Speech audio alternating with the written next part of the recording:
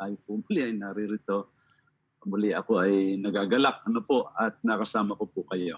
So, bago po lahat, syempre, ako muna po ay magpapatotoo. Salamat po sa Panginoon sapagkat napakarami kong kabisihan dahil na inayos ko po yung building permit. Papatayo po kasi ako ng maliit lang na paupahan na negosyo.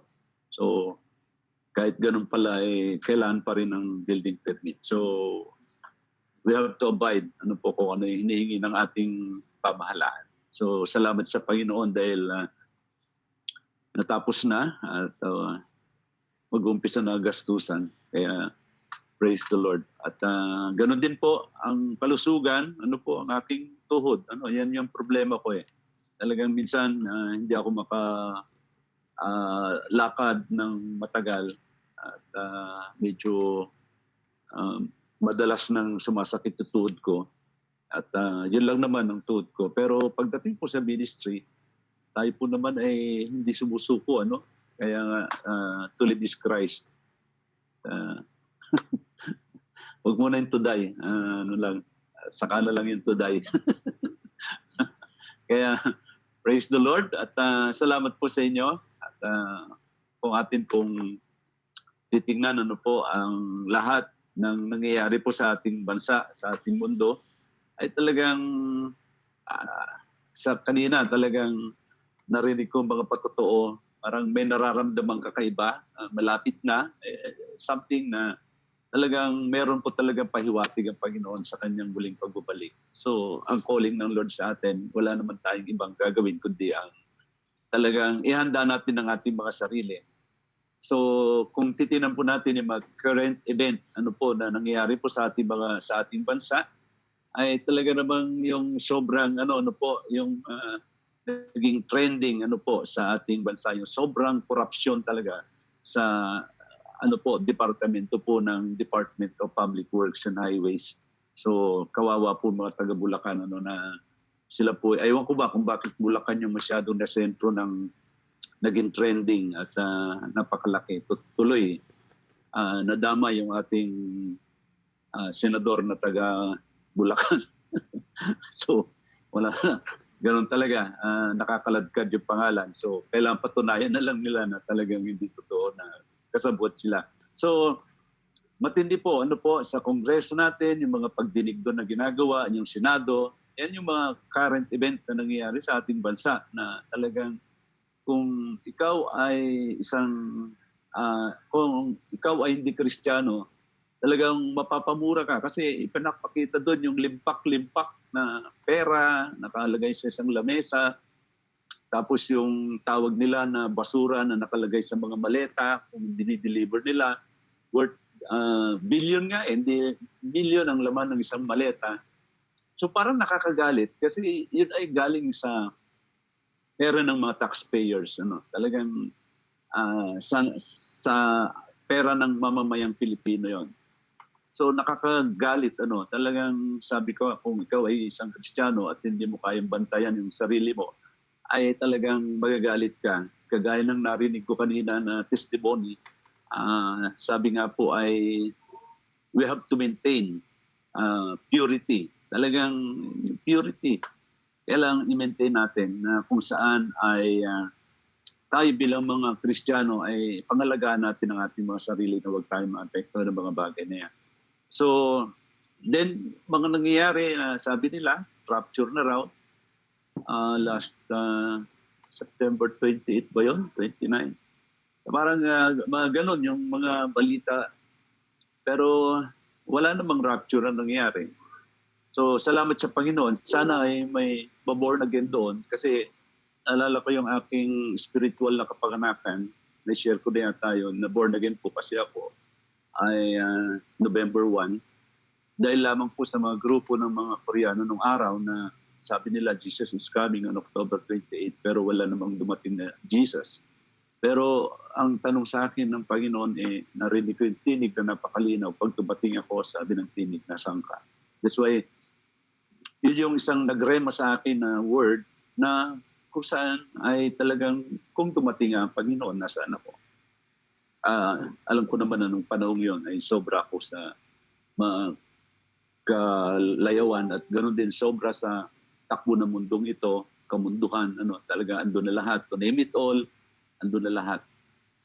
Salamat sa Panginoon dahil kinausap ako na nung wala pong dumating na Jesus during that time, November 1, I received Him as my Lord and Savior ng aking buhay.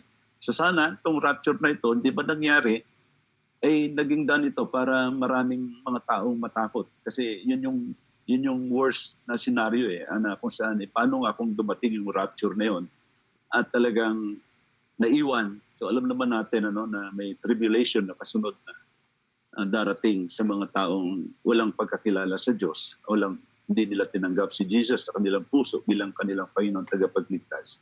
So, lately din po, marinig natin itong huli, yung iris scanning na tinatawag, yung ini-scan nila yung mata. So, ito daw po ay isang biometric identification na ginagawa at kung ikaw ay magpapa-scan ng mata, bibigyan ka pa ng pera at magda-download ka ng isang app at meron pong parang cryptocurrency na doon nila padadala yung pera. Monthly yata may marireceive. So, grabe kahit na walang basbas ng gobyerno ng Pilipinas, unlike yung ating tinatawag na national ID system, ayun talagang mandated ng ating presidential decree yun, meaning nakabatas yun na kailangan sundin natin. Itong iris scanning, bigla na lang sumulpot at talaga namang maraming nadidisib dito dahil sa pera, talagang yun yung malakas maka-impluensya. So, mahirap na tayo ay talagang, sabi nga, even the elect. Sabi nga, maging yung mga hinirang ay talagang sila ay madadaya. Yan na yung mga signs ng mga huling yugto ng ating panahon. Even the elect will be deceived. So, mahirap na tayo ay ma-deceive ng kaaway dahil kung atin po titingnan ngayon, ang diablo po ay, kung tayo bilang Kristiyano ay double time, ang diablo ay triple time. Parang gusto niya na siya ay advance ng one step ahead or as much as possible, 2 steps ahead from us yung gusto niya mangyari. Pero hindi po siya magtatagumpay sa ating mga Kristiyano. Kahit na ano man ang mangyayari, ay talagang tayo po ay mananatiling tapat at naglilingkod sa ating Panginoon. So, yun po yung mga bagay. Sa ibang bansa naman, lately lang, nangyayari po sa Southeast Asia, yung mga nangyayaring kaguluhan doon na kung saan madalas kudita, andun na po yung kaguluhan sa kanilang mga lugar, sa Bangladesh, titignan po natin, grabe doon yung kudita, yung sa Myanmar, sa Indonesia, sa Nepal, matindi rin po doon, talagang matindi. Bakit po sila nag-aalsa? Because of corruption. Ngayon po, nangyayari po sa ating bansa yan. So, hindi natin alam. Nung nakaraang linggo, pinakita po yung force, pero parang lumamig. Pero hindi natin po alam. May mga, may mga underground movement na mga kumikilos. We don't know ano po yung mangyayari sa bansang Pilipinas. At marami po mga retired na mga military na talagang hindi po sila kontento sa pagbabalakad ng ating gobyerno dahil po sa sobrang korupsyon na para bang walang ginagawa ang ating Pangulo at bagamat may mga pagdinig pero kung titingnan po natin parang wala din lang, parang nagiging sarsuela lang yung pagdinig na yan sa Senado. So kung titingnan po natin, maging matalino tayo, the Paul said, sabi po ni Apostol Pablo sa atin, we are not living in the dark. We are living in the light because we have the mind of Christ. Sabi nga gano'n. So, we have to be ready. And then, yung nangyari po sa Amerika, yung kay Charlie Kirk, na talagang, kung titinan po natin, ang lahat ng ito ay talagang isang patotoo na talagang tayo po ay nasa last of the last days na huling yugto. Talagang sabi nga, konti na lang talagang andyan na yung rapture na mangyayari and grabe, wala tayong magagawa. So, i-decide po natin na tayo ay makasama po doon. Huwag tayong magpaiwan, walang may iwan ng mga anak ng Diyos. So, kung titingnan po natin ang lahat ng ito, makikita po natin na marami na po talaga sa ating mundo, ano po, not only in the Philippines, but in the whole world, ano po, especially yung mga Christian na nakakaranas po sila ng matitinding tinatawag na persecutions, ano, yung mga sinusunog, yung mga churches nila, sila ay pinubukutan ng ulo. Talagang totoo po yun eh, may mga ano lang yan, yung tinatawag na hindi po yan namimedya, hindi po yan napapabalita. At talaga namang totoong nangyayari. So salamat sa Panginoon dahil hindi pa po tayo dumarating sa point na ganun.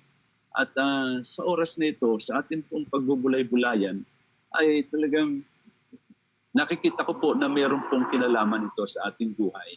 Bagamat kung titingnan po natin ay parang okay lang tayo, but deep sa atin po mga kababayan, ano po ay marami pong mga talaga nakakaranas ng mga matitinding paghihirap. Yun lamang pong tinatawag na corruption sa DPWH, sila po ay nagpapasasa sa pera ng taong bayan. Nakakabili sila ng mga jets, ano po, may mga Rolls Royce na payong lang ang dahilan ang ba't sila nakakabili. Pero kung titignan mo po yung mga kababayan natin, mga nalubog na sila sa baha, nagkakaroon na ng alipunga yung kanilang mga paa. At talagang grabe, nakakaawa sila. Talaga namang, anyway, sa ating buhay, yun yung realidad na nangyayari. Pero sabi ko nga, tayo pong lahat ay we have to maintain purity. Kagaya nung narinig ko po kaninang patotoo. We have to maintain our purity. In the name of Jesus, manatili po tayo talagang huwag nating dungisan ano po ang ating spiritual na kalagayan sa harapan ng ating Panginoon upang hindi tayo madayan ng kaaway. Supurin po ang Panginoon. Tayo po ay muna ay manalangin. Panginoon, salamat po sa pagkakataong ito na iyo pong binigay sa amin na patuloy po kami, Panginoon, na may pagkakataon pa na magkakasama-sama upang kami po ay, Lord, katagpuin ka sa ganitong uri ng gawain. At dalangin ko, Panginoon, na patuloy mo po, Panginoon, kaming samahan at pagkalooban mo po kami, Banal na Espiritu ng karunungan at katalinuhan. At patuloy po namin, Panginoon, madama ang iyong pag-ibig, yakap, at ang pagliligtas mo po sa amin, maging sa anumang kalagayan ng aming buhay. Salamat, Panginoon. At muli po, Panginoon, ay ikaw po ay patuloy na maluwalhati, mabigyan po ng parangal sa aming buhay. Salamat din po, Panginoon, sa nagdaos ng karawan, Panginoon, kay Pastor Rene Toayon, at kay sa nagdaang karawan, Panginoon, ni Sister Villatrex, Panginoon, o kay Sister Trixie. Lord, we declare blessing upon blessing, Panginoon. We declare that they will be the head, not the tail, always abounding and never decreasing. Salamat po sa buhay po nila. Use them, Lord, mightily, powerfully, asan man po sila, anuman po ang kanilang kinapapaloob. Panginoon, salamat po sa iyo. Patuloy mo po silang pagpalain, maging ang kabuuan po ng kanilang pamilya. Salamat po, Ama. Sa pangalan ni Jesus, ito po ang aming dalangin. Amen. Amen. So, tuloy na po tayo. Ngayon po ay ito pong Psalms chapter 88, ano po, ay tinugurian pong it is the saddest, ano po, the saddest songs in the Bible. Ito po yung pinakamalungkot na awit ano po sa Biblia. Dahil kung titignan po natin at dadamhin po natin ang mga nakapaloob po dito na bawat salita ano po inirelease po ng tagapagsalita ano po ay talagang sabi ko grabe dahil ito po ay kung titira po natin ito po ay sabi rito isang awit na katahanan ng angkan ni Korah upang awitin ang punong mga awit sa saliw ng Mahalat, Leanot, isang maskil na Heman na mula sa angkan ni Ezra. So, yan po no, yan po yung panimula. And then, kung makikita po natin, sabi ko nga, ito parang bawat talata na mababasa po natin, madadama mo yung lungkot sa iyong puso. At talaga namang grabe. Sapagkat ito pong awit na ito ay nakafocus nakafocus po ito sa tema ng kung saan ay naramdaman po niya yung intense suffering, matinding pagdadalamhati o yung mga bagay na nangyayari sa buhay niya na talagang hindi niya maipaliwanag. At ganoon din, yung pakiramdam na abandonment, parang yung pakiramdam na iniwanan ka o pinabayaan ka, na ang feeling mo ay nandun ka sa gitna ng mga patay. Naalala ko po yung, ano ba yun, yung may mga pelikula na nung unang panahon na lahat namatay na yung kasama niya, siya na lang yung buhay during yung World War II. Parang wala nang makatulong sa kanya, hindi na yung malaman kung anong gagawin. So, ito yung feeling of abandonment. Intense suffering, feeling of abandonment by God, pinabayaan siya ng Diyos, and a profound despair. Isang totoong pangyayari na talagang desperado na ang buhay. So ngayon pong panahon ito, I know, napapanahon po itong chapter 88 na kung saan ay marami pong Pilipino, not only in the Philippines, kagaya nga po na sinabi ko, yung mga bansang binanggit ko kanina, Bangladesh, Myanmar, Indonesia, Nepal, at malapit na po Pilipinas. Talagang sabi ko, hanggang ngayon nakakaranas po sila kasi hindi pa po ayos ang form of government nila.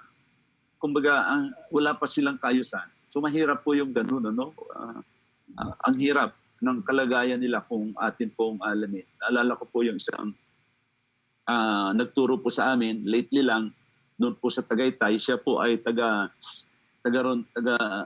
Myanmar po sila, taga Myanmar. At talagang sabi nila, hindi yung sobra pa sa martial law yung kanilang dinaranas doon. Sobra. Nandun sila sa tinatawag na intense yung yung suffering nila. Grabe yung suffering na nangyayari po sa kanila. Yung persecution sa kanila. Talagang kahit na walang basihan na pagkamalan ka lang o ikaw ay kumbaga naging suspect ka lang, pinapatay na kaagad nila. Sobra ang matindi yung kalagayan nila. Andun sila sa ganong sitwasyon. At salamat sa Panginoon. Sana huwag mangyari sa ating bayan. Kasi hindi nakakatakot kung mangyari yon. Pero hindi malayong mangyari dahil sa nagaganap ngayon sa ating pamahalaan. So, pag-pray po natin ang ating bansa na nawang mangyari ang nangyayari ito.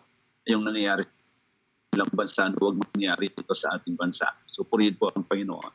Sabi po ng verse 1 and verse 2, basahin ko muna po sa English. Ang sabi niyan, O Lord, Lord, sabi niya pala, O Lord, the God who saves me, day and night I cry out before you. May my prayer come before you. Turn your ear in my cry. So ito yung ito yung matinding parang lamentation ng writer po ng Psalms na ito. At sabi sa Tagalog, Yahweh aking Diyos, tangi ikaw lamang ang aking kaligtasan. Una, makikita po natin na talagang he acknowledges, the writer of the song acknowledges that God only His salvation. Walang ibang kaligtasan kundi ang ating Panginoong Jesucristo lang. Siya lamang po talaga. Alam naman natin yan. Acts chapter 4 verse 12, walang ibang pangalan na binigay sa langit, sa silong ng langit at sa lupa, kundi ang pangalan lamang ng ating Panginoon. Nasukat, kaligtas. So, He alone is our Savior. Siya lamang yung ating kaligtasan. At sabi niya, pagsapit ng gabi, dumudulog ako sa iyong harapan. Sa English, matindi po dito sa English, ang sabi niya, may my prayer come before you and turn your... sabi po pala sa verse 1 mo na, sabi niya, save me, day and night I cry out before you. Sabi niya, day and night I cry out before you. Would you believe na ito pong the writer of Psalms, siguro, puyat to, hindi na to natutulog. He is crying out in prayer before the Lord day and night. Grabe siya kung manalangin. Bakit po? Kasi ando po siya sa isang kalagayan napaka-intense ng kalagayan niya, na yung feeling of abandonment niya, yung profound despair niya, grabe yung kanyang nararamdaman. Parang hindi ka na talaga patulugin, hindi ka na makatulog. At ito po yung kanyang makikita, na kung saan ay una, yung point na makikita natin dito, meron siyang honest lamentation. Ang awit, ay talagang nagpapakita ng totoong expression, a real expression of human suffering. Kasi we are human. Nandito pa tayo sa mundong ito. Hindi pa tayo exempted sa mga sufferings na yan nangyayari. Ay mga anger, mga disappointment. Talagang makikita na andito pa tayo. Yung honest lamentation, talagang, Lord, I cry before you day and night. Ano sabi po ng verse 2? Sabi po sa English, sabi niyan, may my prayer come before you, turn your ear to my cry. Parang meron siyang pakiramdam na parang yung kanyang panalangin, kahit araw-gabi na siyang nananalangin sa ating Panginoon, parang ang feeling niya hanggang kisame lang yung kanyang prayer. Hindi nakakaabot sa pandinig ng ating Panginoon. At talaga namang parang ang hirap ng ganong sitwasyon. Talagang andun yun. But we know that we have to remind ourselves being a Christian that even in the darkest part ng ating buhay, kahit nandun tayo sa gitna ng kadilim ng ating buhay, alam naman natin that nakikita po ng ating Panginoon yung kung ano yung present situation natin, present pain na ating nararanasan, at talagang alam natin na talagang hindi yan sa atin. Hindi tayo, kumbaga habang nandito sa lupa, nakakaranas tayo ng ganyan. Naalala ko po yung Psalm chapter 23, ang sabi po doon, even though I walk in the shadow of the valley of the shadow of death. Parang lahat kasi tayo, talagang may valley ang tayo ng shadow of death. Yung tipong parang kamatayan na, yun to the point na ang yung pakiramdam wala kang talagang pag-asa. Pero sabi nga niya dumudulog ako sa... So ito po yung isang maganda ro na talagang hindi pa rin po siya nawawalan ng pag-asa. At alam naman natin lahat, God hear our prayer. Naalala ko po si Jesus. Tandaan po natin pag nagbasa po tayo ng awit, lagi ko pong sinasabi sa inyo na meron po itong tinatawag na messianic prophecy. So si Jesus po naranasan niya ito Kaya nga sabi niya, Father, Father, thou hast not, but thou hast forsaken me. Bakit mo ako pinabayaan? Parang andun din siya doon sa darkest part ng buhay niya. Na feeling niya, napawalay siya sa presensya ng ating Panginoon. That's why ito yung pinaka-malungkot na nangyayari. Yung madilim na bahagi ng buhay natin na para bang lahat ng mga negative emotion at talagang andun ka na doon sa experience po yung suffering, mga death, to the point of death, grabe. And sabi po niya sa verse 2, ako'y dinggin mo sa pagdalangin ko. Ako ay pakinggan sa aking pagdaing, ako ay tulungan. Hallelujah. Parang kung dadamin natin yung intense ng word nito, Lord, parang, please, Lord, tulungan mo po ako. Pangalawang makikita natin, yung tinatawag nating experience of abandonment. Una, makikita natin yung honest lament niya. Talagang yan yung lamentation niya. Parang si Jeremiah, yung may sulat niya yung lamentation. Pero, ang sabi po dito, yung experience of abandonment, sabi po ng verse 3, ang kaluluwa ko ay nababahala at puspos ng problema. Puspos ng problema. Kapatid, marami ka bang problema? Samahan natin to. Ako rin, maraming problema.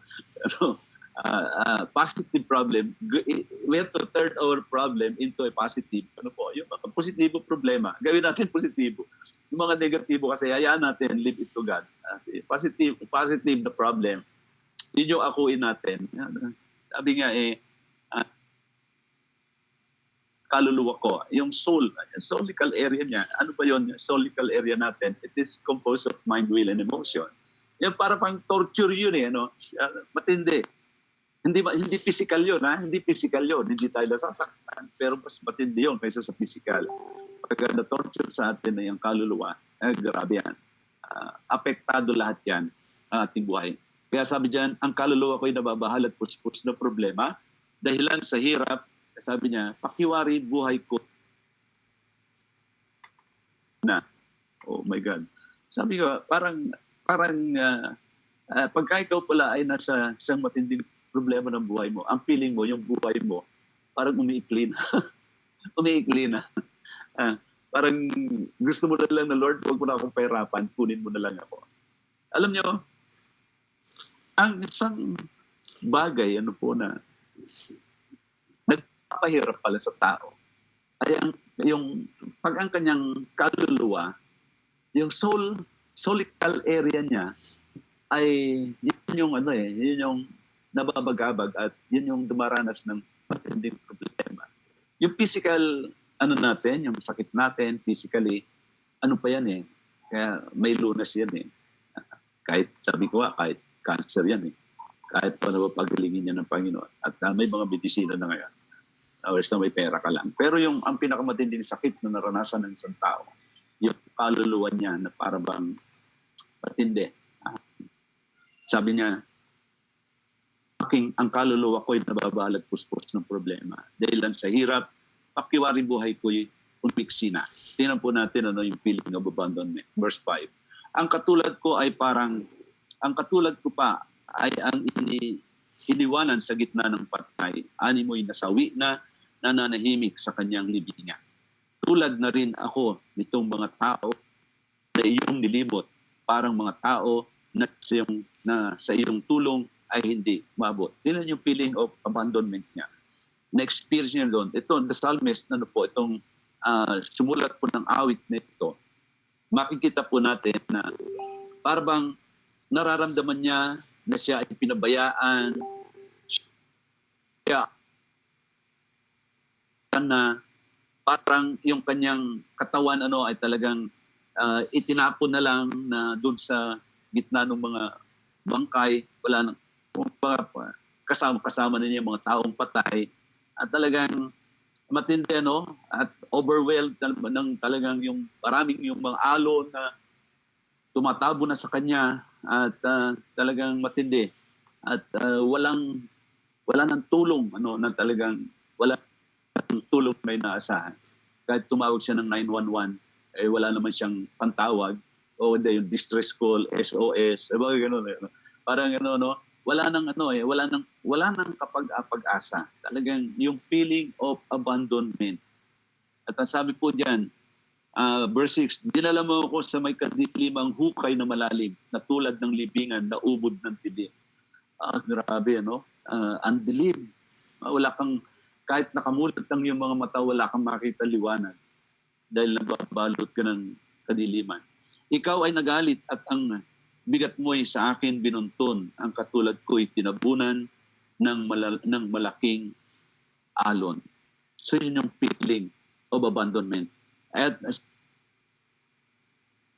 mga kasama ko'y hinayaan mo na ako ay iwan.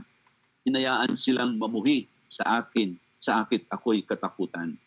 Kaya hindi ako makatakas, ngayon pinto ay nasarhan. Dahilan sa lungkot ang aking paningi, paring lumalamlam. Kaya naman, Yahweh, tumatawag ako sa iyo araw-araw. Sa pagdalangin ko ay taas ang kamay. Ito po yung maganda rito. In spite of feeling of abandonment, na-experience niya po yung abandonment nitong psalmist nito. And we are also experience abandonment sa buhay po natin. Talagang yung distress call wala na, SOS, talagang wala nang sagot kahit 911, parang patay ka na, hindi mo na alam kung anong gagawin mo, puro kadiliman na yun nasa paligid mo. But number 3, ay makikita po natin na ang presensya po ng Panginoon ay naroon pa rin kahit nasa gitna po ng ating suffering sa ating buhay. Yung God's presence is in our suffering. Nandun po siya. God is all-knowing. Alam na naman natin yan, ano? God is everywhere. And lahat ng bagay. At yan ang ating Diyos na pinaglilingkuran at pinananampalatayaan. Yung presensya niya ay naroon sa lahat ng pagkakataon sa ating buhay. So ang sabi po doon, po yung binasa ko, ang sabi po doon, verse 9, dahilan sa lungkot ang aking paningiwaring lumalamlam. Kaya naman ang sabi po dyan, Yahweh, tumatawag ako sa iyo araw-araw. Sa pagdalangin ko ay taas ang kamay. Talagang there is power in raising up our hands. Naalala ko po pala, yung pag itinaas mo po pala yung kamay mo, there is something in you na nangyayari, yung veins natin, yung mga inner part ng katawan natin, ibang klase pala talaga. Kaya pala, yung pagtaas ng kamay, wag po kayong mahiya. Kasi pag tinaas niyo po pala yung kamay nyo, may mga bagay na nangyayari sa kaloob-looban ng katawan natin na physically yun but we know kung ano po yung ibig sabihin nun when we raise our hand, alam naman natin na ito ay simbolo ng pagsuko natin sa ating Panginoon. Para bang, Lord, suko na ako, Panginoon. Wala akong magagawa sa aking sarili. I'm raising up my hand, Lord, towards you, sa iyo lamang, Panginoon. At alam ko, pag itinaas ko po, Panginoon, ang aking kamay sa iyo. At ako ay sumuko na, buong-buo na. Narinig ko, parang iba yung pag sumuko ko raw kasi, parang bago ka sumuko, ginawa mo muna lahat yung effort mo . Pero pag mas maganda yung may mas maganda kung kumbaga pag sumuko ka, binigay mo na lahat. Kumbaga ginawa mo na lahat. Ngayon wala nangyari sa buhay mo. Kaya ka sumuko. Mas maganda yung hindi ka na sumuko, kumbaga na ipinagkatiwala mo na sa Kanya. You have to give fully your trust in the Lord na. Para ibig sabihin, mas maganda po siguro yun. Kung gano'n. Parang ganito. It is better to have a good health than to receive divine healing. So nakikita niyo yung kaibahan. Siguro, ibig ko sabihin, kasi alam naman natin sa ating buhay po kasi, kaya tayo nagkasakit because of unrighteousness. Di ba? Kagaya niyan, may mga bisyo tayo lately na kung saan ay bago tayo nakakilala sa Panginoon. Ngayon, nung tayo po ngayon ay nakakilala sa Panginoon, nakaranas tayo ng healing ng Diyos. Ngayon, kaya po sinasabi ko yun na it is better to walk in divine health than to walk in divine healing. Ibig sabihin, mas maganda na yun na kung Kristiyano ka na o kahit na hindi ka Kristiyano, umiwas ka na dapat sa mga bagay na hindi makakabuti para sa iyo. I mean, yung wisdom yun na ibibigay sa atin ng Panginoon. Ganon din po sa ating buhay. Bago ka sumuko sa Panginoon, mas maganda kung hindi pagsuko. So I know, naintindihan niyo po yung sinasabi ko. Mas maganda kung yung trusted, yung fully talagang committed ka kay Lord, ibinigay mo na sa Panginoon lahat yan. Kumbaga, Lord, sa'yo na. Ikaw ang magmaniobra ng puso ko, ng buhay ko. Mas maganda yung ganun kaysa, Lord, sumusuko po ako sa iyo. Kasi pag sumuko ka naman, ginawa mo lahat yung effort mo . Ngayon, wala nangyari sa effort mo, saka ka lang sumuko. Parang digmaan yan, di ba? Pag matatalo ka na sa digmaan, saka ka pala susuko. So, may mga ganun. So, I hope you know what I'm telling, kung ano po yung sinasabi ko. So, ngayon, balik po tayo. Dito po makikita po natin sa verse 9 na kung saan ay talagang sa pagdalangin ko ay taas ang kamay. Talagang nakataas yung kamay. I call to you, Lord, every day. I spread out my hand on you. Double po yung niyan. Dalawa po yung sa atin, yung magandang effect niya sa atin. Physically and spiritually. Talagang maganda po yon. Talagang may impact po yung pag tumaas ka ng kamay mo. Physically, may magandang ginagawa sa kalooban ng yung katawan. and spiritually, you're expressing to God na talagang wala ka nang magagawa sa buhay mo. Now, yung pang-apat, makikita po natin na meron pong hope in God's grace. We know that God is a gracious God. Mabiyaya po sa Diyos. Sabi dyan, sa verse 10, makagagawa ba ikaw, Panginoon, ng kababalaghan para purihin ka yung mga patay? Ito yung tanong niya, no? Wala na, kasi pagpatay na isang tao, wala na. Not unless buhayin siya ng Panginoon. Verse 11, ang pag-ibig mo ba noon sa libingay ipinapahayag o sa kaharian niyong mga patay ang iyong pagtatapat? So, ito yung puro mga tanong, ano? Verse 12, doon ba sa dilim, ang dakilang gawa mo ba ay makikita o iyong kabutihan sa mga lupaing tila nilimot na? So, ito yung nagtatanong siya. Sabi niya, in spite ano po ng ganun, there is hope in God's grace. Sabi ng verse 13, sa iyo, O Yahweh, ako'y nananangis at nananawagan. Sa tuwing umaga, ako'y tumatawag sa iyong harapan. Andun pa rin. Yun po yung isang napakaganda ron. We have to look always to the grace of God, to the mercy of God. Ano po?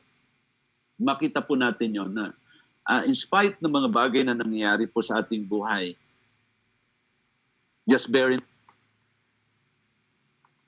God is a graceful God. At talagang makita natin sa mensahe po ng ating Panginoon dito po sa ating binasa that God grace, ang biyaya po ng Panginoon ay talagang sapat na. Napakalawak ng sakop nito. Ito po ay sapat na na talagang upang tayo po ay makatawid. Kumbaga, kung tayo po ay nasa kadiliman, maliliwanagan tayo. Kung nandun man tayo sa kalugayan na talagang parang feeling natin nandun na tayo sa dungeon pit, nandun na tayo sa isang balon na wala na tayong pag-asa. Look to the grace of God. Tingnan po natin, sapagkat yan po yung sa mga taong pag may dumaranas po ng desperate circumstances sa ating buhay, tandaan po natin, look unto Jesus, the grace of Jesus. Ito po yung ino-offer po sa atin ng ating Panginoon. Talagang ito po yung nagbibigay ng isang pag-asa sa atin at kung kahit na tayo po ay nasa hopeless situation, magkakaroon po tayo ng hopeful situation. Not hopeless. Dapat hindi po hopeless. Dapat hopeful. At alam ko po na kung inyo pong isipin, we have to be always hopeful, not hopeless. At pag hopeful ka, pinangawakan mo yung biyaya ng ating Panginoon, yung grace ng Lord. At yan po yung napakasarap na ating panghawakan. The grace of the Lord, the grace of God. So sabi po, yung panghuli, makikita po natin na sabi po dito, sa iyo, Yahweh, ako'y nananangis at nananawagan sa tuwing umaga, ako'y tumatawag sa iyong harapan. Di mo ako pansin, Yahweh, aking Diyos, di ka kumikibo. Bakit ang mukha mo'y ikinubli mo, ika'y nagtatago? Mula sa pagkabata, ako'y nagtiis na, halos ikamatay ang iyong parusay, siyang nagpahina sa aking katawan, sa aking sarili, tindi ng galit mo'y aking nadarama. Ako'y mamamatay, kundi kahinto ng pagpaparusa. Parang baha sila kung sumalakay sa aking paligid. Sa buong maghapon, kinukubkub ako sa lahat ng panig. So, yun yung patuloy na sitwasyon. But in verse 18, sabi po dito, iyong pinalayo, mga kaibigan, pati kapitbahay, ang tanging natira sa akin kasama ay ang kadiliman. That, tandaan po natin, I like to tell you this, that in spite of our suffering, God is there. Nandun po siya sa atin. Kasama po niya tayo. Kaya lagi yan, sabi nga po ng awit, dumaan man ako sa tubig, di ako malulunod. Dumaan man ako sa apoy, di ako masusunog. Yung presensya po ng ating Panginoong Jesucristo, even in the darkness side of our life, God is there. At talagang, anman po yan, andun po bilang tayo po ay mga anak ng Diyos. Tayo po ay laging sinasamahan ng ating Panginoon. So, sa ating buhay, gusto ko lang pong magbigay ng ilang points kung paano po ito sa ating buhay may apply. Una, embrace honesty. Kailangan po natin maging honest tayo sa ating sarili. Sabihin po natin sa ating Panginoon. Minsan kasi tayo mga Kristiyano, even sa ating pong kapwa Kristiyano, uy kapatid, kumusta ka? Pag kinukumusta natin ang ating mga kapatid, ay minsan, yeah, okay lang, ito, no problem. But in spite naman niyang okay lang, there's something within na meron siyang dinadala. Ang ano po natin is, we have to embrace honesty. Huwag tayong matakot na-express yung feelings natin, ano man po yan, yung ating despair to God. Siyempre, hindi naman sa kapatid natin kasi baka hindi tayo maintindihan. Let God knows it. Hayaan natin ang Panginoon ang siyang makaalam ng ito. Yan po yun. Embrace honesty because honesty is the best policy. Policy of Christian. Yeah, even, sabi nga, wala nakakakita. Kasi, pero meron nakakita ang Diyos. Hayaan natin ang Diyos lamang makakita ng lahat ng yan. Then, look unto Jesus. At we have to recognize na si Jesus ay talagang nakaranas din ng suffering. At namatay nga po siya sa krus. After his death, 3 days, he rose again. Ngayon, tayo rin po ay bubuhayin ng ating Panginoon. That we have to recognize that Jesus also suffered. He died on the cross. But after 3 days, he rose again. I-reflect po natin yung lalim ng human pain ni Jesus because no pain, no gain, sabi niya. Yung pain, yung sakit na naranasan ng ating Panginoon at ito po yung mag-provide sa atin ng comfort and companionship na talagang, Lord, I know, hindi mo po ako iwanan, hindi mo po ako pababayaan, Panginoon. Even in the midst of suffering, I know you are there, Panginoon. At talagang ikaw ay patuloy na nag-iingat sa amin. So, makikita po natin, embrace honesty, look for Jesus, makikita natin si Jesus, and then, trust God's presence. Naalala ko po yung, I think, saan ba yun? Si Jesus, nakasakay sa barko, and then tumawid sila sa ilog, sa dagat, and then biglang dumating yung malakas na unos, si Jesus natutulog ka, at para bang walang nangyayari, at para bang wala siyang pakialam, Pero makikita po natin doon na yung presence ng Lord, even though sa kanilang pakiramdam, nandun lang si Jesus natutulog eh. Even in the midst of storm, Jesus is there. The presence of Jesus is there. At sila ay hindi talaga iniwan ng ating Panginoon. Nandun ang Panginoong Jesucristo. Natutulog lang. At nung ginising sila, sinabi ng kanyang mga alagad, Guru, wala ba kayong pakialam sa amin? Mamamatay na tayo. So, ang ginawa niya pag gising ni Jesus, di ba, sinuwan niya yung alon, yung hangin, and then tumigil. He calmed the storm. Yun po yung isang maganda na sabi nga, yung buhay po natin, yung mag-trust tayo sa God's presence, God's power, and God's provision, yung kanyang sa ating buhay, hindi tayo iwanan ng ating Panginoon. At kahit malayo ang pakiramdam natin sa Kanya, God is always there. Connect with others. Yung sa iba connect with others. Makita po tayo ng encouragement, yung God's people, yung mga kapatiran po natin, na maging tapat po tayo. Sister or brother, would you please pray for me? I am suffering. Meron ako dinaranas. I-share po natin yung mga human experiences natin, yung suffering natin, kung ano po yung nangyayari. Yung being a body of Christ, a community of believer. Kasi wala pong ibang magbibigay ng lakas sa atin. Hindi mananampalataya, kundi yung kapwa natin mananampalataya na pinagtitiwalaan natin, na alam natin na hindi tayo chismis. So, yun po yung napakaganda po doon. Kaya po, kung gusto mong lumakas, maghanap ka ng kapwa mo Kristiyano na alam mong makapagbibigay sa'yo, makakakonect ka sa Kanya, at talagang makaka-bluetooth ka sa Kanya o makaka-share ka sa Kanya ng kalakasan, at alam mong hindi Kanya hindi niya ipagkakalat anuman yung isinare mo sa Kanya. So, kailangan din natin na we have to seek also understanding, wisdom, knowledge, and understanding. Tandaan po natin, napakahalaga po niyan that we have to understand kung ano yung salita po ng Diyos na talagang katotohanan na nagre-reflect ng ating buhay, na kung saan yung as a human na experience natin na talagang dumadaan tayo doon. Kaya nga sabi ng awit, He is our shepherd, that even though we walk in the valley of the shadow of death, I will fear no evil. Bakit? Kasi I know that God is with me. He will never leave me, and He will never forsake me. So, yun lang po ang may share ko po sa inyo. At talagang tayo, sabi nga, dumaranas man tayo ng kalungkutan sa atin pong mga buhay, yung bagay na ito ay talaga nangyayari. Sabi nga, may mga, naalala ko po yung awit na The Sound of Silence. Aywan ko kung sino nakakalam ng awit na yan. Ang panimulang wordings po noon ay, hello darkness, my old friend. Hello darkness, my old friend.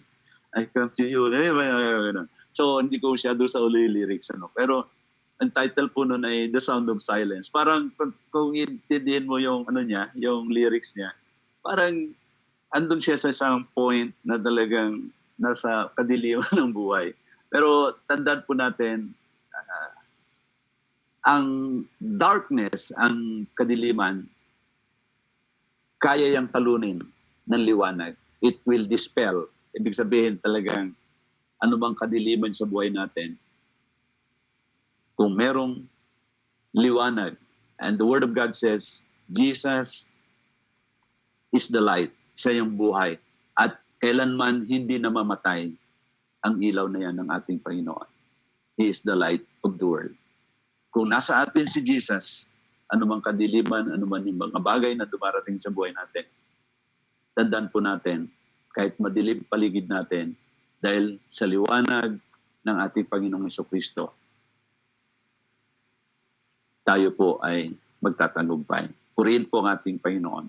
Tayo po ay manalangin. Panginoon, salamat po sa aming napagbulay-bulayan na yung pong mga salita.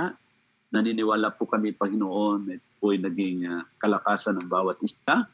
At idinadalangin po namin, Panginoon, na ikaw ay kumausap sa amin na bagamat ito yung pinakamalungkot na parte, Panginoon, ng awit namin pong binasa. We know, Lord, na sa kabila po nito, Panginoon, ay meron ka pong gagawin, Panginoon, sa aming buhay. Kailangan lamang po namin, Panginoon, na maging totoo po kami sa amin po mga nararamdaman. Maka-experience man po kami, Panginoon, ng abandonment, Panginoon, sa aming buhay. Naniniwala po kami, Panginoon, na ikaw ay naroon pa rin, Panginoon, sa gitna ng suffering na yan, na hindi mo po kami niwanan at hindi mo po kami pinababayaan. Salamat po dahil meron ka pong laging biyaya na ibinibigay para sa amin. Panginoon, meron ka pong dulang, Panginoon, na inihanda para sa amin sa harap ng aming mga kaaway. At kailanman, Panginoon, hindi mo po kami iwanan at hindi mo po kami bababayaan. Salamat po. Nawa po ay bigyan mo po kami lagi ng mga kapatiran na siyang magbibigay sa amin ng kalakasan at makakapag-encourage sa amin na manatili, Panginoon. Salamat po. Pagpalain mo po, Panginoon, ang aming ito pong spiritual online mentoring na ito. Panginoon, I declare your blessing, and Lord, ikaw po ay patuloy, Panginoon, na maluwalhati at magbigyan ng parangal sa aming buhay. Purihin ka, aming Ama, sambahin at luwalhatiin ka. At muli po, binabalik namin sa iyo ang lahat ng papuri, parangal, pagluwalhati sa matamis at makapangyariang ngalan ni Jesucristo ang aming Panginoon. Amen. Amen and amen. God bless po sa inyo, and back to you. Praise the Lord.